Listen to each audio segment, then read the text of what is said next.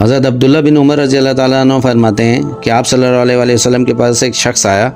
اور کہا کہ اللہ کے رسول صلی اللہ علیہ وسلم فلاں نے مجھے مارا اور گالی دی، اگر میں اللہ اور اللہ کے رسول پر ایمان نہ لاتا تو مجھ سے زیادہ ہاتھ اور زبان چلانے والا وہ شخص کسی اور کو نہ پاتا، یعنی وہ اس کو مارتا بھی اور گالی بھی دیتا۔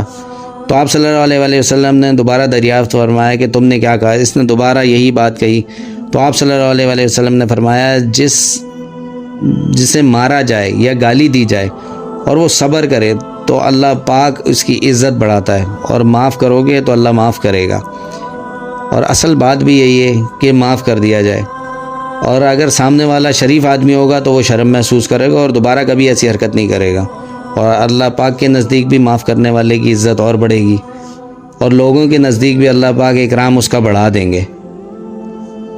لیکن برائی کا بدلہ اس لیے کہ اس نے برائی کا بدلہ نہیں لیا، اور آخرت میں بھی اللہ پاک کی ذات سے امید ہے کہ اس کو صلہ بھی اس کا ملے گا۔ لیکن اس معاملے میں ایک چیز کا خیال رکھنا چاہیے کہ کبھی کبھار سامنے والے لوگ ایسے ہوتے ہیں یا سامنے والا شخص ایسا ہوتا ہے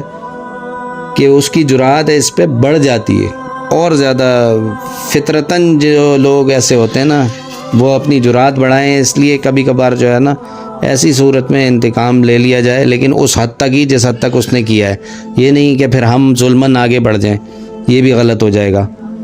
ورنہ معافی اور صبر ہی بہتر ہے، اور قابل فضیلت بھی اللہ پاک کے نزدیک معافی اور صبر ہی ہے۔